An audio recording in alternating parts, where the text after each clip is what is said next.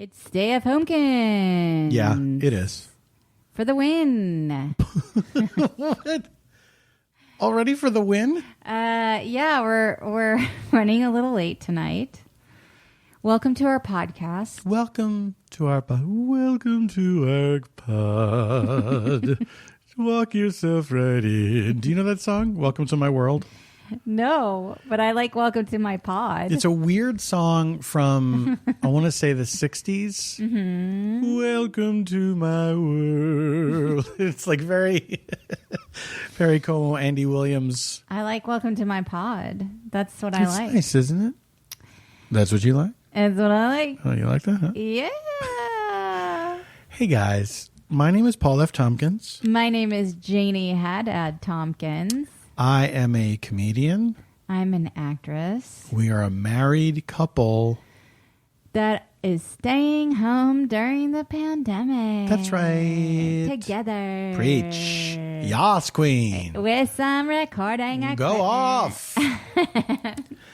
And this is episode... Who knows? Is this 24? Who knows I think it's 24. anymore? I didn't take the picture. We're a little frazzled. This is not working out. Usual Wines. This is not working out. Usual Wines is bringing us this episode. Thank you, Usual Wines. That sounded like you're blaming Usual Wines. Usual Wines, I'm sorry in advance. Hey, you got a problem? Talk to Usual Wines about it. You know what? You know what? I like that plan. We would like... I don't think they've listened to any... They don't listen to this. Hey, Usual Wines, are you listening to us or not? Usual we love Wines, you. if you're listening. Usual Wines, great wines. Not your typical. Like Trump. But they are. Usual Wines, if you're listening. That's my catchphrase from earlier in the podcast. I know, but it sounded to me don't. I don't. You're saying don't sully it. That's what I'm saying. Don't sully Sullenberger it. Don't hero of the Hudson. My catchphrase. This is episode 24.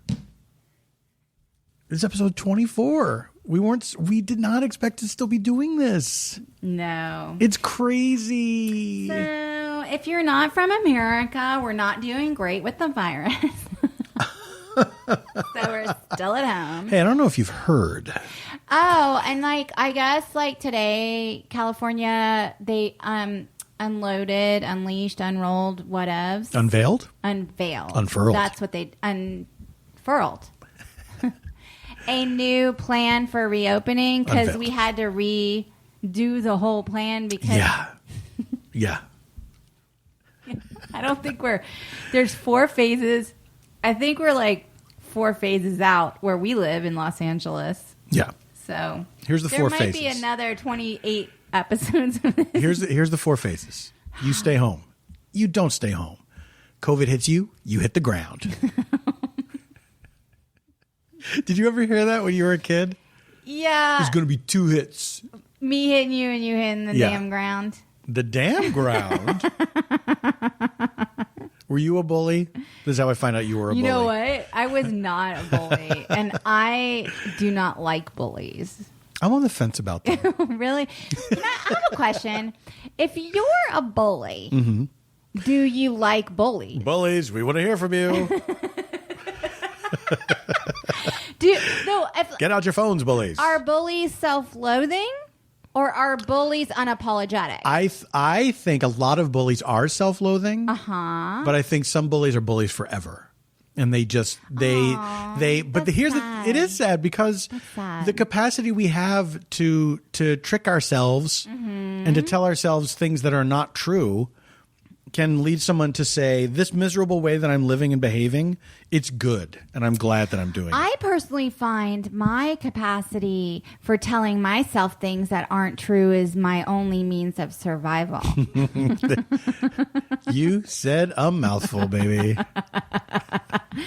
So I'm having my weekend water. It was a really full martini tonight because it was near the end of the Tito's bottle. Mm-hmm. And it was oh, do I finish off this, little crumb vodka? This little crumb of vodka. Or do I leave it in the bottle, taking up space in the area where the bottles live? Exactly. And I was I think efficiency is... the mother of invention. Is it? No. What is the mother of it? Necessity. Oh, necessity. Yes. Necessity. Okay. Well, anyway. Efficiency is the hobgoblin of little minds. I thought that was boredom. No, wait, consistency. Consistency is the hobgoblin of little minds. Is hobgoblin a positive or a negative? It's got goblin in it. How positive do you think it is? Depends on who you are. If you're like a Halloween person. You think people are like, oh, great, goblins are here. Hi, goblins. Why is consistency bad? Because I find consistency positive. I think it's just like you got to mix up your thinking. I think that's what that expression's about. Really? I think. That's what that means? I think. No. Do you want to look it up? No, I mean, no, I'm saying no to the saying. I'm saying no. Just a hard no. Hard No. pass. I'm saying no because I find consistency a positive quality. Like, you should be, intellectually consistent. There are many positive things about consistency, but I think the idea is that you want to keep an open mind. Oh, I see what you're saying. Also, it might have been, the saying. expression also might be, I've only ever heard it used tongue in cheek for when people fuck something up. And they say, consistency is the hobgoblin of little minds. Well, I made that mistake and it's great. That doesn't even apply in my opinion. So they're saying, like, if you mess something up, they're going to say, you shouldn't have been consistent. That's what they're saying? Right, or if they catch you saying something contrary to something you said before. Here's what I think would be great. If you had a Judge Judy style show and you judged expressions. Who, me? Personally? Or somebody? There's literally no one else here. Also, so here's what's going on, guys. We haven't really seen other humans in many weeks. That's not true. I know, we saw our neighbors. I'm just Consistency is the hobgoblin of little minds. You know what? That saying is the title of this a episode. Piece of shit. That saying is piece of shit. That might be the title. I'm not going to put shit in the title. We can do the asterisk. I guess. My aunt listens to us and says I cuss too much. My Aunt Phyllis. That's a real aunt thing to say. Well, because Aunt Phyllis, she doesn't want me, Can I ask you just something? dropping the F-bomb all the time like I do, but that's just how I do. Aunt Phyllis, you've heard it all before. Come on. I know. We're all adults I have here. such a bad mouth, and I want you to hold your question because I do want you to ask me this something. Yes, I remember. Okay. But when I was coming up, my mom would lament, my mom who has a terrible mouth. Yeah, she talks curses like all a the time. Sailor, okay?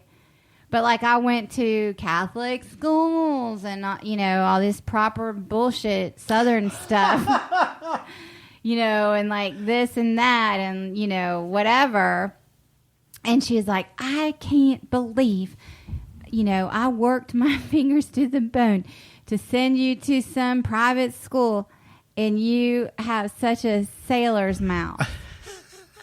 And I'm like, that's why. Because if you've ever been at Catholic, you don't even know the dirty stuff that you learn at Catholic school. Shit goes down there. It's such a weird mixture of the filthy things you learn and then just basic stuff that you should learn that you are not taught at all. Mm-hmm. Okay, please proceed with your question. You are from the South. That's exactly right. But you don't say aunt, you say aunt. Because I'm originally from West Virginia, Appalachian. No one in Appalachia would say aunt. They say aunt? They'd say aunt. Do they say ain't? Like ain't be? Oh, yeah. Probably more deep in the holler. Deep in the holler. I would never say ain't. Y'all, the girl's going to get up in some trouble deep in the holler tonight. That y'all person's more coastal Southern, in my opinion. I think so. But, yeah, whatever. We just we liberally throw the F-bomb around. Yes, it's true. But you probably didn't grow up doing that. I I went through when I was a kid and I learned to curse. I cursed a lot, and my mother hated it. She would. It was not like I would curse around her on purpose. I couldn't do that. That was forbidden. But like F-bomb. I did. Yeah, absolutely, absolutely. Yeah, yeah. The kid next door taught me how to curse. And your cousin? No, the other side. Okay. And then I feel like when I was in high school, I was very proper in a way, and I did not. I didn't smoke, I didn't drink, and I don't think I really cursed much. And I feel like when I got into stand up, I would never curse on stage, but I cursed a lot off stage. Right. And that's kind of where I settled in. You famously don't curse on stage. You famously don't. It's true. I still feel like it's a crutch. You get a little off the rails when you're in how shall we say? A bathhouse. No, when you're on stage doing how shall we say? I don't know. How do you say a rant? Hobgoblin? Hobgoblin? Yes. A bit of a rant? A bit of a off the cuff, a bit of a improvised monologue? You say extemporaneous. Sometimes, yeah.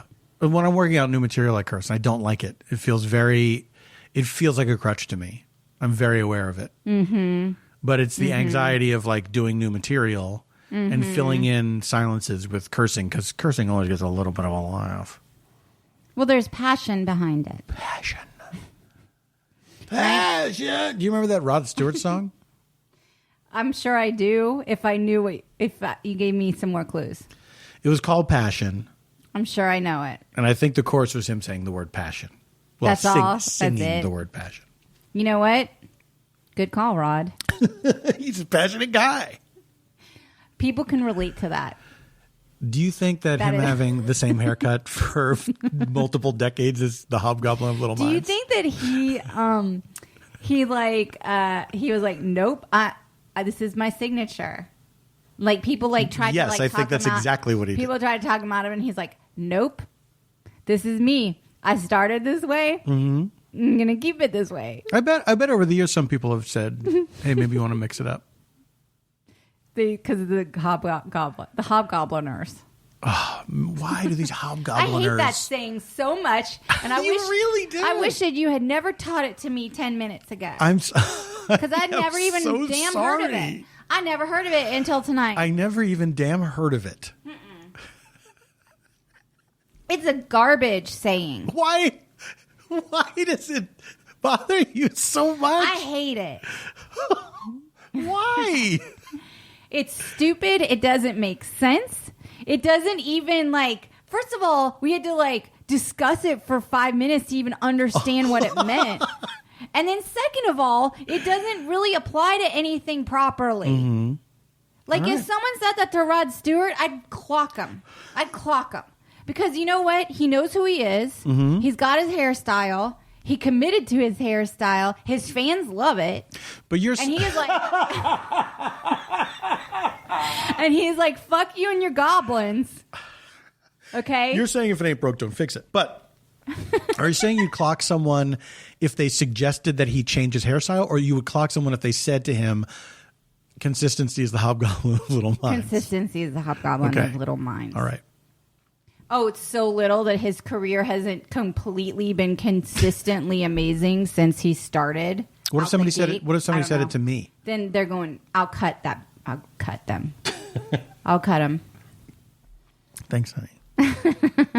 It's nice I almost said bitch, but what stopped you? Because some people object to that slur. Yeah. I like it. It's a charged word, and people are divided on it. It's true.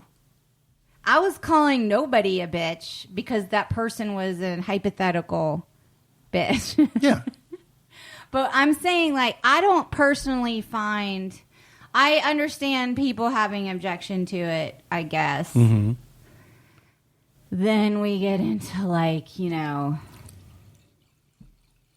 oh, you can't say anything. Oh, the thought police came. They showed up. You can't say anything. Political correctness. Run amok. The SJWs.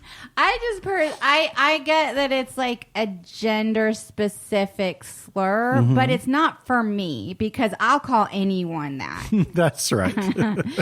But on the other hand, I find it in the spectrum of slurs, kind of a milder. The Slurctrum. That's the title. No, the Slurctrum. Oh, I thought you said Slurctrum, which is better than Slurctrum. Oh, is it now? Yeah, I just punched it up. I think you punched it down. And we don't punch down in comedy. I think if I were a comedian... Oh, here we go. Like you haven't been rehearsing this speech.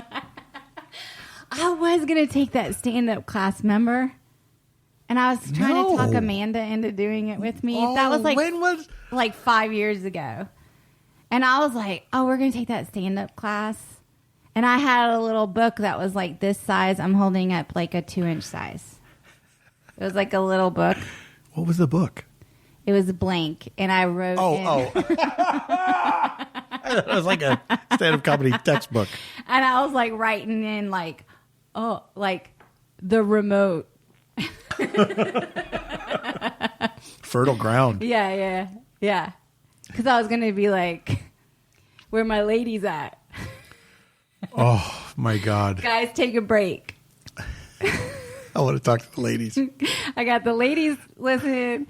First of all, I could update the remote material because... They keep updating remotes. They keep updating remotes. Unless you have DirecTV. Can we talk for a second about our remote? Cuckoo. Because it's cuckoo. Thank you to everyone who responded. Oh, we got like a meme now. And said that they hear the cuckoo. And then someone designed a beautiful cuckoo clock with us in it. That was kind of scary, what? That's the merch I want. And they put you in that yellow suit. It was awesome. It was the Mr. Peanut Butter suit. But they made it yellow. Yeah, she yellowized it. Wait. Listening. What was I saying? The remote. The remotes. Guys. This is going to be a type 5. We're not cord cutters. We're elderly people. We hate money and we like to... We hate it. We're like terrible with it. We hate it. Mm-hmm. What, am I going to spend it on a trip to the hospital? No. No, if I get sick, I'm going to die. I'm not even going to fight. That's the plan. That's the plan. Yeah. I'm not fighting. So we still have cable. I think because we like to watch things live. You can nowadays they are starting to add live sections to the apps, and that was something that wasn't happening cord cutting wise. Like when our friends would come to us, like, "Can we watch Breaking Bad at your house?" Yeah, I was like, "Okay, how's that cord cutting going?" How's that cord cutting going? I like to. Well, first of all, I love local news. I'll be the first. Local news is kind of fun to watch. I feel bad because local news is being like eaten up by a giant conglomerate where they want to brainwash us into speaking Russian or something. Well, so is everything. Exactly. Okay. They were brainwashing us as speaking Russian because it's like Putin owned or something. Mm-hmm. It's like the NRA or something. But here's the thing. It is. They are. They're buying up. There is. There's a whole thing where they're buying up local news stations. Putin and the NRA are buying up. Are they doing it together or separately? Okay, maybe not necessarily direct line to Putin, but state-run TV. I mean, but that's what I'm just saying. I'm just going to say. Gotcha. In general, local newspapers are very important to support because they are a tool for keeping democracy alive. Local news stations, now that they're state-run, don't know for sure, still love local news, though. Yeah. It is folksy. It is it's of the now. There's people that have been the anchors for a million years. They have like a rapport, and they're and if you go to a city, which I haven't since 2020 has started because we're stuck where we are stuck. That's right. And we don't get upset. We get what we get. You're stuck where you're stuck, and you don't give a fuck. I like that one. That's the title. And then you bang your gavel. You're stuck where you're stuck, and you don't give a fuck. It's good. It stays in. Order in the 2020. All right, so so here's the thing. When I go to somewhere and I'm in a hotel, I'll love seeing their local news because you get like a vibe. Yeah. Okay. It's a whole vibe. But how do you get local? I mean, I got the apps on my phone. I don't care. I'm saying like when I'm on television, I want to see local news. Yeah. I want to see C-SPAN. I want to see cable. I mean, I got it all going on. Yeah. I like to like Stacy's mom over here. Channel surf. I like to channel surf. Streaming, you don't get a channel surfing. That's very true. That's very true. Look, they're just taking. You got to quit out of a million apps. They're robbing us of money. They're robbing us. We're paying for cable. It's like they're robbing us. But honestly, here's the thing. I don't think we would think twice about it if it weren't for that goddamn remote. That remote sucks so bad. DirecTV, if you're listening, DirecTV, you got to update. DirecTV, if you're listening, update your remote. In order to switch inputs, so if we want to watch, watch some streaming stuff, there is a barrier to entry. You have to just hold this button down, and it goes through all the choices of inputs. I hate it so much. I want to kill somebody. And it's like a roulette wheel. It's just like going, and it's like ding ding ding ding ding ding ding ding, and you're like, I can't fucking. It takes like 4 or 5 tries to get the right input that you want. Speaking of TV, all these new streamers, are we have to buy more? We have to fucking buy Peacock now? Yeah, that's right. That's the idea. Jesus Christ. All I do is watch television. It is my life's calling. It's my vocation, if you will. Yeah, not an avocation. As a child, I was raised by TV. And that's where my loyalty, they're my parents. Did you know our friend Lauren had a podcast called Raised by TV? Oh yeah, that sounds familiar. What was it about, being raised by TV? It was about they would talk about, it was Lauren Lapkus and John Gabritz, and they would talk about the TV shows of their youth. Okay. And I'd been on it. It was a lot of fun. And one time I did it live in Philadelphia with them. You did? And I got to share old Philadelphia television with them. I remember you telling me that. It was so much fun. That's what that was? Yeah. It was a blast. Captain Noah. You reminded me of that show at the UCB. Crass Brothers. That was like my favorite show. The effed up and illegal video show. I had this show. You guys, okay, listeners. We may have talked about it on here before. Are you sure? I think we may. Am I sure? No. Okay, new listeners. Do I have a feeling that we did? Yes. Okay, new listeners, guess what? You probably didn't hear this episode, so we'll recap. There was a show at the UCB.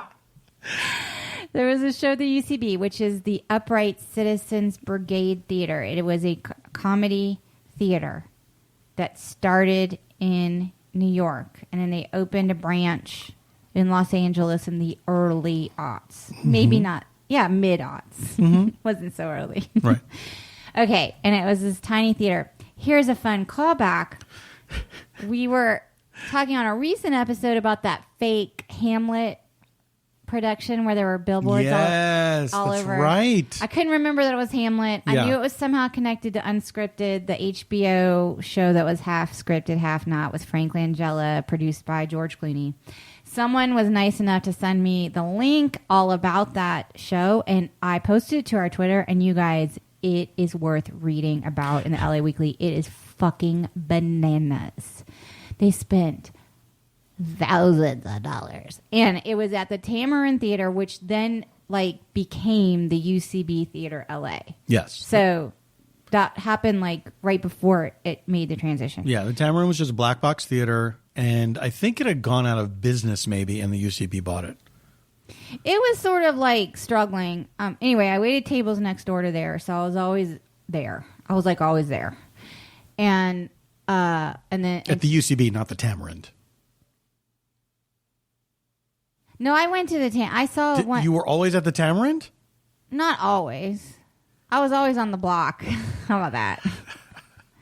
I waited tables literally next door to that theater. Yeah, I didn't know that you spent so much time at the Tamarind Theater. I didn't spend Theater. so much time, but I did see the one-man show they referenced in that article. That's a whole other story. So anyway, there was a show at the UCB called Illegal Effed Up in Illegal Videos. Effed Up in Illegal Videos. And this was like, I want to say it was like 2006 when it was at its peak. Mm-hmm. And it was always at midnight. It started at midnight. Yeah. I think we did talk about this. You guys, episode 24, sorry. I don't know. Consistency, it's not the Hobgoblin of Little Minds. It's great. Maybe it is. We're going to talk about this every episode. Anyway, it was a found footage show, and Matt Walsh and Matt Besser hosted it. And they dressed up in these bandits, like in American flag. Yeah, they'd wear disguises. Like they'd wear bandanas around their faces before it was cool. And they would pretend like they've locked you in. So you get there and you sit down, and they come out like draped in like American like patriot, like they're like no one can rule us. Like it was basically like they would be comfortable with anti-maskers. Because they would be like, we're not sheep or whatever. Mm-hmm. And they're like, we're going to show you some effed up and illegal videos and all this stuff. And they would, so it was all this found footage, like kind of before the internet because. They'd also do a sketch before they started showing the videos. They would have like a plant in the audience. Okay, the one time, oh my God. So I loved this so much. It was so crazy stupid. But they would have a plant in the audience. And it was it the sketch before, or was it like halfway through, like in the intermission? No, it was always before they got into the videos. Yeah. Okay. Once the video started, that was it. Okay. So, like, they would basically pretend to be doing crowd work. We're like, oh, who are you? Like, what are you here for? Da da da da. And then they would inevitably light upon some freaking student of the UCB that you didn't know was a student of the UCB because everyone there was like a student of the UCB. Mm-hmm. And they would start like saying, why don't you come up on stage? Why don't we, I don't know. They would always like mess with someone. And if it was like one time it was a woman and they were like, we're going to do a purse rape. And they're like, and then they would start chanting like purse rape, purse rape. Well, that was a thing they would do with just regular people in the audience too. Oh, like set it up though. They would like set it up so that when they got to the plant, it would be horrible. Right. But the thing that Janie was talking about, I am hesitant to say it now. It was not PC. Is that what you're saying? It's way less PC. It wasn't then, and it's way less now. But they would call it a purse rape. Part of the fun is that it was not PC. Yes. So you felt like you were locked into this. It was fake. You were locked in. You weren't locked in. Yes. There was just like this fake underground, Bravado. Fight Club energy to it that was all played for laughs. But the purse rape was they would aggressive. Like they get like aggressive and antagonistic at the audience. Yes, but always funny. I thought it was you funny. never felt like you were in danger. It was always silly. We were all playing along. Yes, everyone was playing along. Yes. But the purse rape was they would take somebody's purse and they would just then dump it out and look at the stuff. And it would all and they would be like, oh, what is tampons? And like they'd throw them in the audience. Like they just like, what is this bullshit? And then they would. I think they only did that with the plants. I don't think they did that with regular people. But that's what I'm saying. Like the plant, and then the plant would come along, and they'd be like, "Well, I need that," or whatever, and it would escalate. It would like slowly, weirdly escalate, where they'd be like, "What's that?" They'll be like, "That's my inhaler. If I don't have that, like I'll die." And they're like, "Oh, it's your fucking inhaler," and they'd like throw it, like whatever, and they'd be like, "No, I really need it." and then they'd start like coughing and they'd be like, I need it. And then like they'd have like blood like stashed Always in there. blood capsules. They yes. had a blood capsule like stashed in their mouth. And then they'd start like bleeding from the mouth and they'd be like, get the fuck out of here. Like they'd just be like so mad at this and it would, and like for like 2 seconds it would feel real for like two. It was like kind of, I guess, how people enjoy wrestling. I don't go to wrestling stuff. Here's what they would do is they would let the tension happen, and then the resolution of the tension, like whenever the person died or whatever, it was always ridiculous. So the tension was in, oh my God, what's going to happen? And then when the thing did happen, you realized it was a joke. And like for 2 seconds, like Matt Besser would be like, I think he's really coughing, or you know, like he'd break like his mask for like a second, and then you'd be like, wait a minute, this isn't a plant, like you know, like maybe the plant's coming later. I don't know, like so dumb. It was so like I don't know, it was like my favorite show, and then they would have the most outrageous like found footage, which you can't have a show like that anymore because all you need. Because there's YouTube. There's the internet. But it's like... But it's curated, and it's like... And it was like underground stuff, and it would be like Asian... Like weird Asian porn and stuff. It would be like... So... It was just... Or like bad television. Like people who... You know, did like really embarrassing things on television weird that you old can't ads find anymore. And things like that. It was the very, very, very tail end of the days when people would pass tapes around. And there was like, I don't know if you remember this, but there used to be a found footage festival. Yeah, I remember that. Because they'd come through this bar I used to work in. But like, and I loved when they'd come, like they would always like get really good found footage and stuff like that. Do you remember Lost Magazine? I think it was Lost Magazine that posted it. Yes. Do y'all remember Lost Magazine? Speaking of remembering things, I'm remembering that we have to take a break. Oh, we do? Yeah. Oh, well, we'll be right back. Guys, hang on to your hats and listen to a message from our sponsor, Usual Wines. Hi, stay-at-homers. Have you tried Usual Wines yet? It is your perfect choice for weekend water. Each bottle is 6.3 ounces, which is a heavy pour or about a glass and a half of wine. They're low carb and have 0 grams of sugar. But wait, don't grapes have sugar? Yes! But to clarify, all Usual Wines are produced using natural, sustainable grapes harvested every fall. These grapes are picked at optimal ripeness to ensure all sugar will be fermented completely until the wines are dry with no residual sugar. So yeah, the wines are clean. This ensures the wines are as dry as possible and lower in calories. Check out their website at www.usualwines.com and use our discount code stayfhomekins for $8 off your first order. Also, the bottles they come in are totally cool and mod looking, and you'll want to save them to put flowers in. So try your first glass on us. We hope you enjoyed that message from our sponsor. We do hope that. That's our hope. You get $8 off if you order some. 8? I know. You get a glass of wine on us. Oh, so we just have the one sponsor this week. I know. Oh, have a glass of wine on us. Usual Wines. Sponsor. Usual Wines. There's nothing suspect about Usual Wines. I think that should be their thing. But they're leaving money on the table. I agree. All right. A foolish consistency is the hobgoblin of little minds. So we fucked it up from the get-go? Well, I did. I don't get it. Ralph Waldo Emerson. Oh, okay. A foolish consistency is the hobgoblin of little minds, adored by little statesmen and philosophers and divines. I don't know if that's supposed to be a poem. Was he a poet? He was, right? He was emphasizing the importance of individualism. Look. And its effect on an individual's satisfaction in life. Wait, a foolish consistency is the hobgoblin of little minds. So it's not really like saying like, you know, the definition of insanity is doing no. Which I guess is not really the definition of insanity. Whatever. It's do you mean like it's not the dictionary definition? What if you looked up insanity in the dictionary? The DSM 5. And it just said doing the same thing over and over again, you expect a different result. So basically what it's saying is be a nonconformist.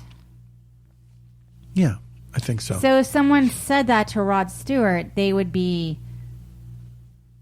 wrong, essentially. Honey, I can't argue with you there. You're absolutely right, and you would be right to clock that person.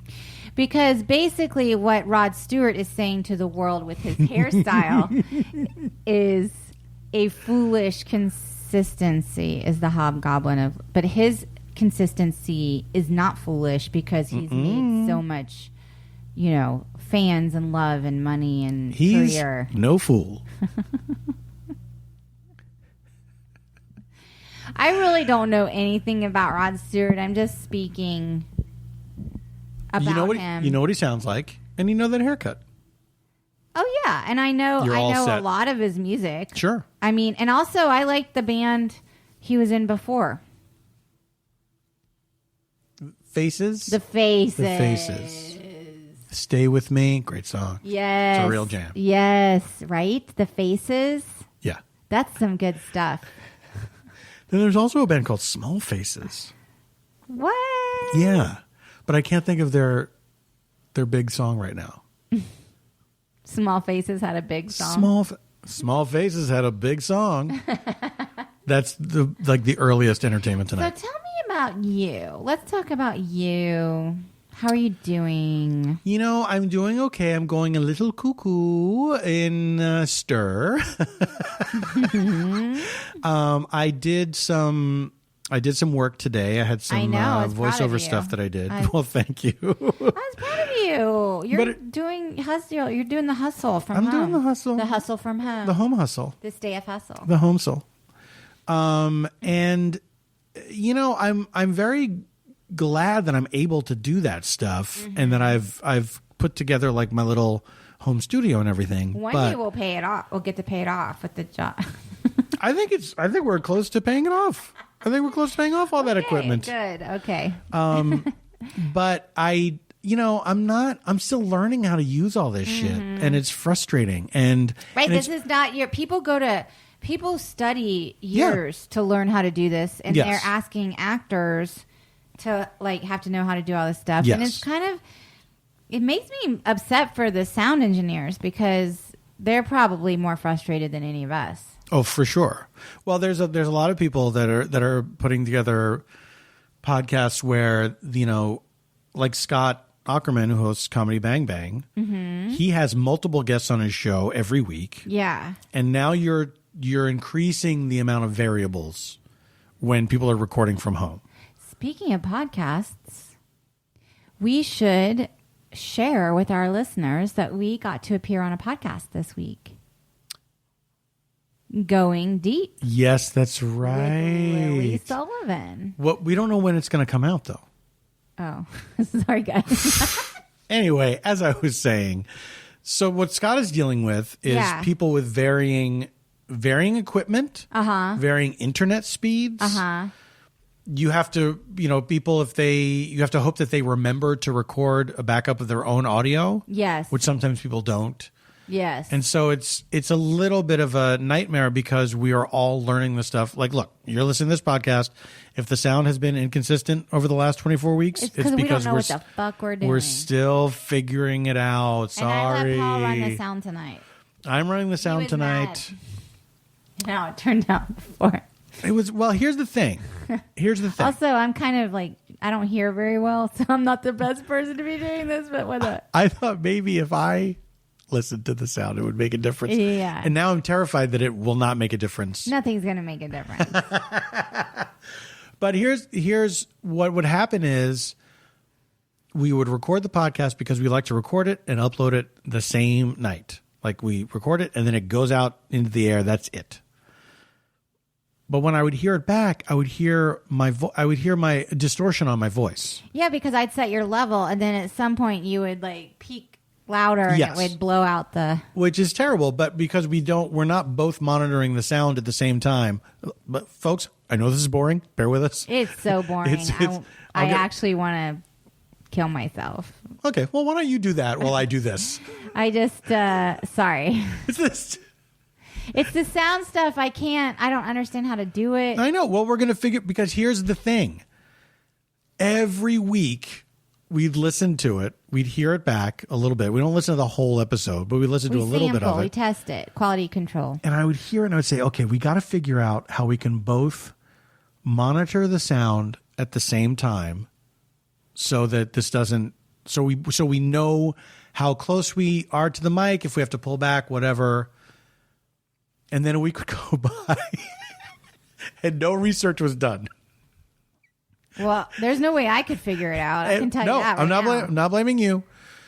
But even up till today, and today I thought I had it figured out on my own how we could do it.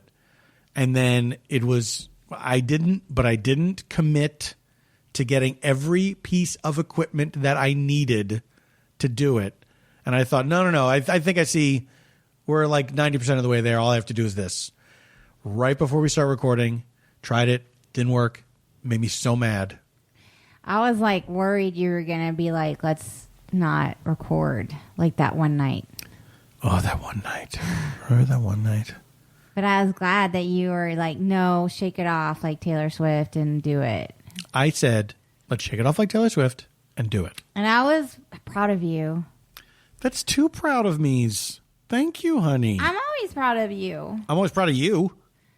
I don't know why. I didn't. Oh, what a terrible thing to say. I don't do anything. That's not. special. That is absolutely not true. I do everything. I do everything. You do everything special. I do a lot. But here's the thing. You do a lot. Like a lot. It's a lot. What you do? It's a lot. Yeah. Yeah. Oh my God, what if we had a teenager? Oh, can you fucking imagine? Sorry, Aunt Phyllis. If we had a teen... Oh, What if we had a teenager that we were locked up with? God, just somebody who hated us. They're like, Mom, Dad. Ugh. Somebody that 2 years ago was our best friend, like loved us. Is that how... Thought we were funny. Is that always the trajectory? It's not, right? Some teens like their parents. That's weird. Teens are like their parents. We want to hear from you. Bullies, take a break. 1-800-stayfhomekins. I wish we had a call-in show. Oh my God, if we had a call-in show. I mean, is that where we're headed? Yeah, I kind of listen a lot to a call-in show that I like to listen to. I won't say it on the air. Why won't you say it? What is it, Alex Jones? Why would you say it on the air? I don't know. I feel like people will think it's messed up. Is it? Yeah. Am I allowed to say it? You're allowed to say whatever you want. I love Dan Abrams. What can I say? He takes the calls. He speaks to it. I don't agree with everything he says, but I like that he is curious. I will say today he did some stuff on John Adams. Not my fave. John Adams. Oh, he's got like a book. John Adams is canceled. No, he's got like a book or whatever. Oh, do we need another book on John Adams? Jesus Christ. I don't know what are we going back around Maybe it now? wasn't John Adams. It's somebody old though. And like John Quincy Adams? maybe are they not the same person? No. What? That's why the Quincy gets involved. What? Yes. It was his son. Are they the same people? Oh, it's like Donald Trump and Donald Trump Jr. Yeah, if you like. DJ TJ. I'm not, I don't know. Anyway, I'm just saying, like, I like when Dan Abrams has his dad on. His dad is like a leading authority on the First Amendment. He's like tried more. Oh, I didn't know that. What? He's like tried more First Amendment cases in front of the Supreme Court than like, I don't know who. Maybe not anyone, but a lot of them. He's tried a lot of them. Anyway, I like it because he knows his stuff. Yeah. And I like that. Listen, I don't agree with everything he says, but that's why I like the show. Because From what I've listened to, when you listen to it. Yeah, I listen to it sometimes when Paul's around. I don't like when Paul comes around when I'm listening to it.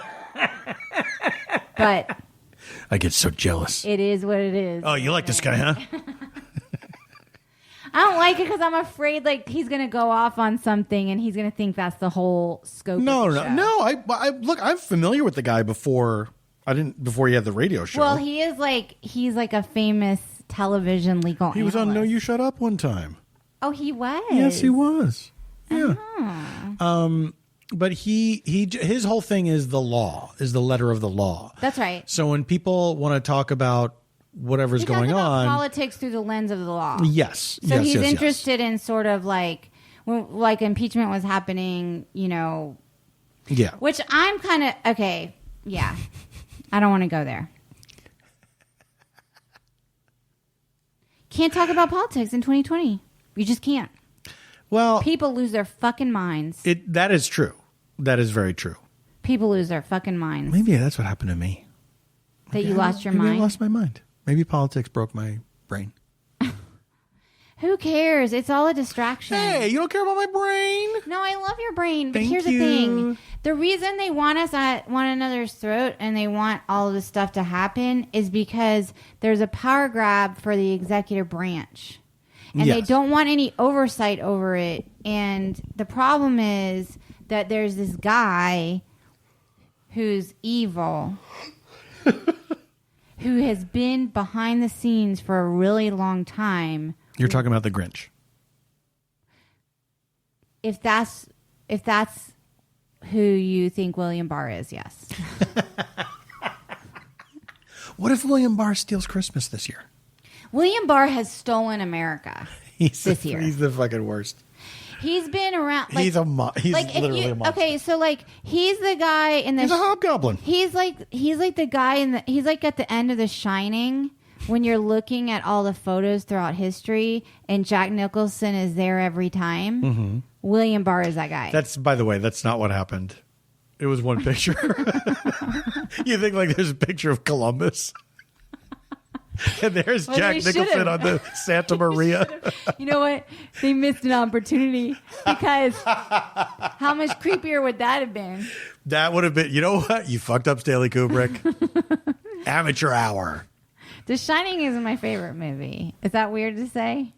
You do love that movie. How long has it been since you've seen it? It's been a while. It's been like, I want to say like 6 years or so. Okay. Maybe we should watch it on Halloween. I haven't seen it in a long time. I love it. You know, I went to that wedding that you were unable to go to. I know. That was at the Stanley Hotel in Colorado. I know. Colorado, excuse me, where The Shining, it was the inspiration for The Shining. Yes, in Estes Park. Yes, Estes and they Park, they play it up like it's haunted and all that shit. It's part of their mythology, their folklore. Yes. And they give tours, which I heard one day when I was trying to take a nap. But they, in the bar, it's got a beautiful bar, by the way. Uh-huh. And in the bar, they show... What's the name of the inn there? It's not the Overlook. No. It's like Estes Park Inn or something. That's the Stanley Hotel. Oh, it's the Stanley. Yeah, the Stanley. It's actually called the Stanley. Yeah. Okay, sorry. They have on the bar TVs, they have The Shining, the Stanley Kubrick movie, and the miniseries adaptation of The Shining, the Stephen King approved one. Mistake. They have them both running on the TVs like the whole a silent time. loop, but they play music. Yes. Yeah, that's cute. Yeah. I like that. I have a picture of me and John Hodgman at that bar, and it looks very The Shining. I don't think I've seen it. I'll post it on the Instagram. That's not what I want. I want you to give me all your photos for my cloud storage. Guys, I've been asking Paul for these. Do you know I was going through my external hard drive where I offload all the photos. Yeah. And I was like, okay, I'm just going to go through and organize these. This is going to be quite a process. No, I want to put them in my cloud drive because you can do it like by face recognition. I get that, but there's so many doubles. There's so many like tiny thumbnails that I grabbed from the web for some reason. Do you know what I mean? Yeah, me too. And it's a mess, and it made me so discouraged. I did like one. I have to go through thankfully I did like put things in folders of time and location or whatever. Yeah, because it doesn't do time. But if you were to type in like Colorado, it should pull up that picture of you and John. Yes. You know? Yeah. But I can do that. That's one of the photos that's still on my computer because I came across it not long ago. Look, now this is boring. Do you think I will post that picture. Do you think there'll be a time in America where we can talk about politics again? Or do you think this is I don't know. I don't know what's going to happen. I think that's part of why I'm in such a bad place right now, is not knowing how long this is going to last and not knowing what's going to happen with the country and feeling like things are going to get so much worse before they even start to get better, that's a big bummer thing to say, and I'm sorry. But yeah. I don't feel like things are going to get worse before they get better, or better before they get better, or worse. I just feel like... I'll admit I had a tough time following that one. I feel like I have no idea what's going to happen. Yeah. Like I feel like we're... And that to me is a terrible place to be.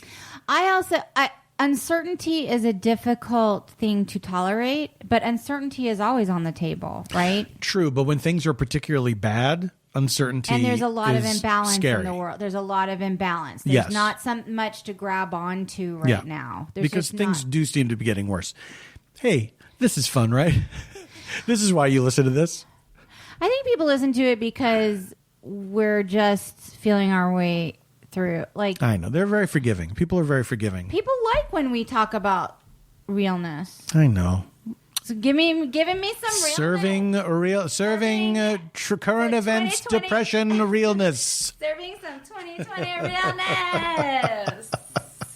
I just feel like we're all in this place simultaneously, and it's almost impossible to not acknowledge it from time to time. Mm-hmm. No, I agree. I completely agree. Because otherwise, you'll be like a Stepford wife or like some insane like what was that Jordan Peele movie? What's the movie? Get Out or something. Like you just be like, yeah. No. Oh, that movie was so creepy. Wait, what did we see her in? She was like and a cop. we didn't recognize her she first. Was like yes. A cop what or was something. it? What was it? Was it Defending Jacob? Yes, it was. Defending Jacob on Apple TV. Defending Jacob on Apple TV. Because I was like, oh my gosh, she was like in Get Out. Yeah. And she was great, but we did not. It was obviously a very different look. And it was like, do we know? This happens a lot with us when we see people on TV. Oh, you thought you knew that girl when we were watching that documentary. Yeah, where it's like... And you're like, no, she was in Battlestar That's right. You looked her up. We're watching the Nexium documentary. No, she was just in Battlestar. Yeah, it's like, wow, she looks like a friend of a friend, like somebody we met at a party, and then they showed a clip of her in Battlestar Galactica. It's like, oh, yeah. That's who she was. What's with the sci-fi performers being in a cult? Like there were like a slew of them. I mean, I guess Nexium looked like the most sci-fi cult name. Guys, we've been watching the Nexium documentary. It's got an X, it's got a V. It just started on HBO Max. It's called The Vow. If you haven't checked out this cult, you may want to check it out. Please do. We are joining it. It looks great. It looks great. Here's the deal. There's an awesome podcast series called Discovering Nexium. That's how I learned about Nexium, was this podcast series. I guess there was an expose in the New York Times that I half paid attention to. Mm-hmm. But then when I got into this podcast series, I was like, oh, this is like a bananas cult. Like, I need to know more. And then like I read like a book from one of the cult leaders' ex-girlfriends, and he is like not a good dude at all. And so now HBO Max has now done the documentary treatment of this story. Because if anything is a big weird ass story like that, it gets the podcast, the book, and the docuseries. The big three. Podcast, book, duckabit. And once you're in for a penny, like you're in for a pound, because then you're That's the way cults work. But here's what's so crazy about that. Like, I didn't understand. And from the podcast, like, you kind of felt like, okay, these people were seeking this sort of self-help system. It was like a system. And you know, and I kind of glossed over that listening to the podcast because I was listening more about like that. Like what the actual system was or supposed to be? The actual system wasn't really laid out in the podcast. It was just glossed over to talk about how like people got entrenched and where they landed in the organization and stuff like that. And this documentary, the first episode came out and it started to explain kind of the system of it. And it was... first of all, not very what you would think culty, like in terms of like people aren't being deprived of sleep. They're not being deprived of like protein. You know, they are still allowed to interact with family members. Yeah. It was much more like multi-level marketing kind of thing. It kind of starts as like sort of like a business, enhancement or like you go through these classes but here's the kicker, y'all. The classes are like thousands of dollars and you're in like a shitty ass little like conference room in a hotel. So you're not even you're not paying thousands of dollars to be on the campus of Harvard. You know what I mean? Like in the halls of like the law library. Like you're literally... And you're not on some ashram. You know what I mean? You're not like in a beautiful place. You're not in Hawaii. You're in Albany. Yeah. Albany! That to me is one of the weirdest details. Albany, New York. It is like weird. That's where it all started. And the way they like kind of manipulate you into spending this money is you begin in a place where you are looking for answers because you've hit your like wall. You're unhappy. You're unhappy. You're unhappy. And you're looking for something, and then they're like, okay, this thing changed my life. And if anyone says to you, I do think there's power in someone saying to you, like, this thing changed my life. It's there's power in that. There's also power in, and I completely get this, there's a structure to it where someone is saying, if you do these things, these are like concrete steps that you take, right? You do this, this, this, and this. So when you have this thought, you think this instead or whatever. It's like, of course that's appealing. Like if somebody has a guidebook that says, if you're feeling bad about yourself or about your life, here's what you do. You do these things. You can turn it Yes, around. and you can start to feel those feelings. Yeah. But the problem is, it's like... It's a scam. It's always a scam. It's a scam because, and it does appeal to a certain level of narcissism in all of us. I mean, we all have narcissism. It's a spectrum. I'm not pointing fingers here. Well, I mean, one of the things that's great about me is I don't have that. Like, legitimately, my brother kind of doesn't have it. That's true. But that's a whole other situation. That's true, yeah. Okay, so he's like kind of like a saint or something. Shout Whatever. out to Alex. That's like my brother. Okay. It appeals to a certain level of narcissism because it convinces you that there's a shortcut to something. Yeah. And if you think that there's any kind of shortcut to growth, and growth is inherently uncomfortable, like that's sort of what it is. Yeah. That if you believe that there is a shortcut that you can hack your way to self-actualization, then you're kind of like deluding yourself a little bit. Yes. If you're looking for something that is telling you, wouldn't you like to learn something? Wouldn't you like to always learn things the easy way as opposed to the hard way?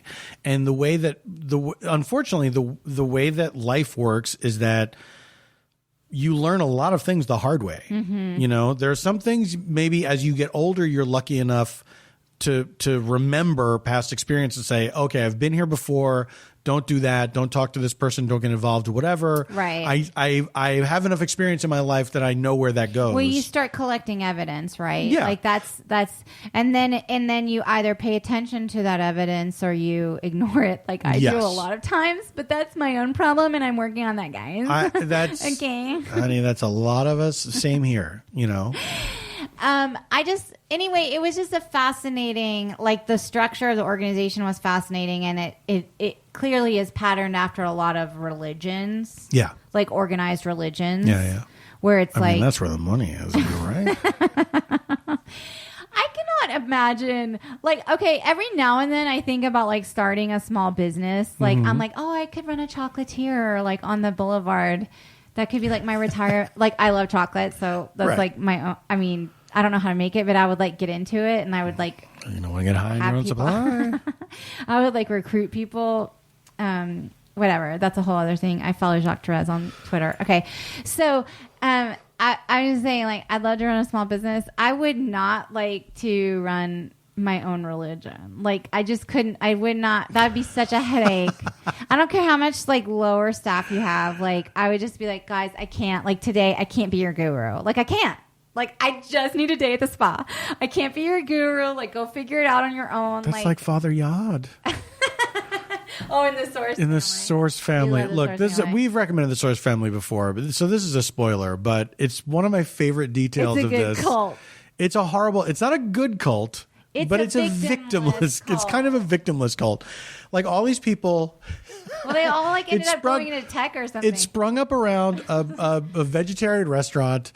And all the people were in it for like the free love and everything. And then it had the same trajectory as all cults do. Yeah. Where people are like, yeah, then he started saying, I got to have sex with all the ladies. And I was like, but that's my wife. And then, at a certain point, the guy, Father Yod, who was the leader of the cult. It was Yod. Is it Yod? I can't remember. I thought it was Father Yod. Is it Father Yod? Father Yod, Y-O-D.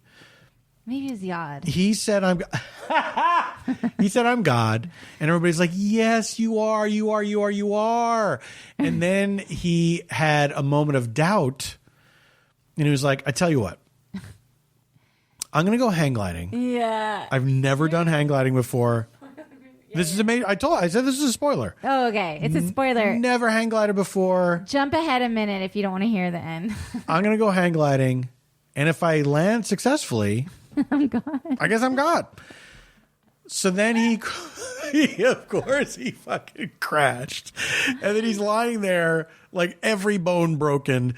And there's audio of him going like, guys, I'm not God. And then they're all standing around him like, no, you are. He's like, no, guys, I'm not. This is bad.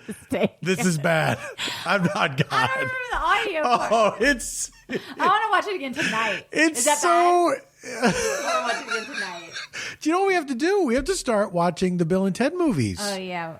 Oh, there's more than one? There's the third one just came out today. I want to see the new one, but I've not seen the first two. I think we should watch. Need to see the first you don't need to, but I think it would be fun. I'm excited about the third I think it would be fun to watch the first two. Because our friend Kristen's in it. Yeah, like, Kristen Shaw's in it. I think it would be fun to watch the first two and then watch the third one. Okay, but can we rewatch this one? Can we just go to that part where he crashes the hang glider? I'm not. Hey, everybody. Oh, there I'm was not like God. someone who made those amazing fruit platters, or was that the Hell on Earth one?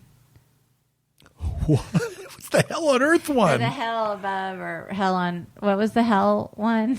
I'm asking you. I watched a lot of cult movies, y'all, and I've conflated them all. They're all blending together. There's someone who made the fruit platters. You don't remember the fruit platter guy? Edible arrangements? Are they a cult? Oh my God, if he made edible...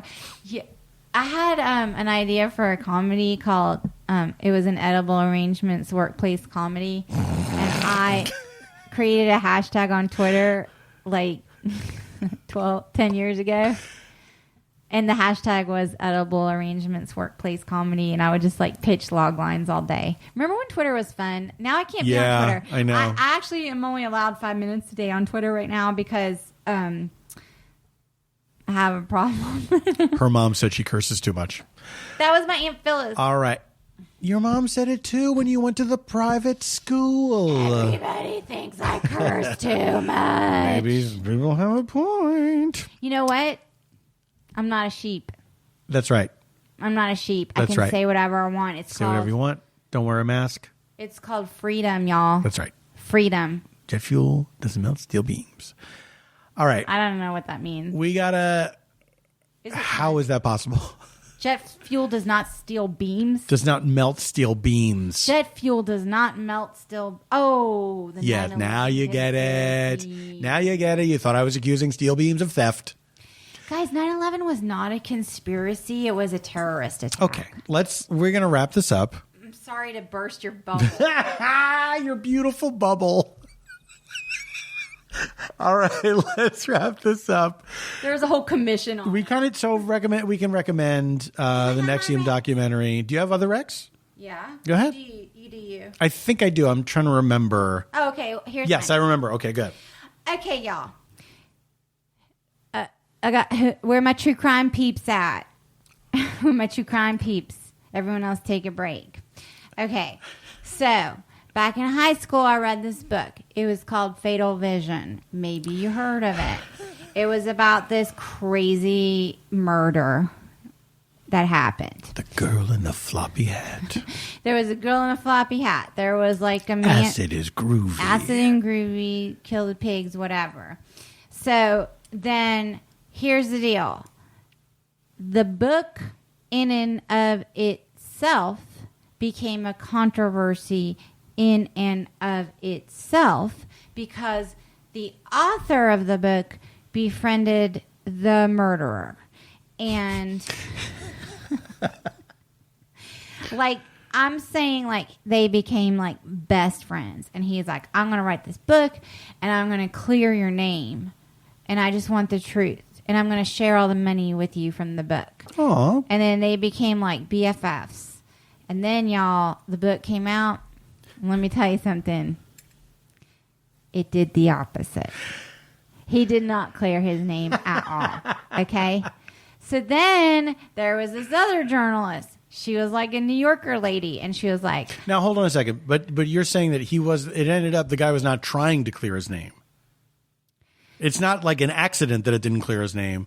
When the book came out, you're talking about Fatal Vision, right? Fatal Vision. Fatal Vision was like, guess what? My best friend, he did kill these people. That's what he's saying. That's what he's saying. Yeah. So basically, it was not incompetence. It was on purpose. It's sort of like complicated because... Ooh la la. Okay. So like this New Yorker lady, she was like, I don't think it's cool that you became best friends. This is part of the recommendation. Yes. It's a lot. Y'all. Just recommend the thing. It's a lot. I don't even know what you're going to recommend. Just bear with me. Just bear with me. So this New Yorker lady was like, listen, it wasn't cool that you became best friends with this guy and then and then did a 180. So then she published a book. Snitches get stitches. She published this little thing called Journalist and the Murderer. And that was a thing. Then, what was it called? Journalist and the Murderer. The Journalist and the Murderer. The Journalist and the Murderer. By Aesop. By Janet, some lady. And then like 10 years ago, maybe you've heard of Errol Morris. He's a famous documentary maker. So he comes out with this fucking phone book of a book. And it was called A Wilderness of Error. I read all these books, y'all. Here's the deal. This is a complicated ass story. Now there is a podcast. It is called... I just forgot what it was called. It was called something about... Morally. I got it. Morally Indefensible. It's called Morally Indefensible. And it is, so far, I'm 3 episodes in because there's only 3 episodes out so far. I'm waiting. And it has got stuff that was not in the first book, not in the lady's book, and not in the... I mean, this is like, there's extra stuff. And this is a totally different person. Not one of these other people that you previously mentioned. Correct. It is a guy who does some podcast called Crime Town or something. Crime Town. I know that one. Yeah, that's about the mob in Rhode Island. So get this. Now it's going to get the full docuseries treatment on FX at the end of the month.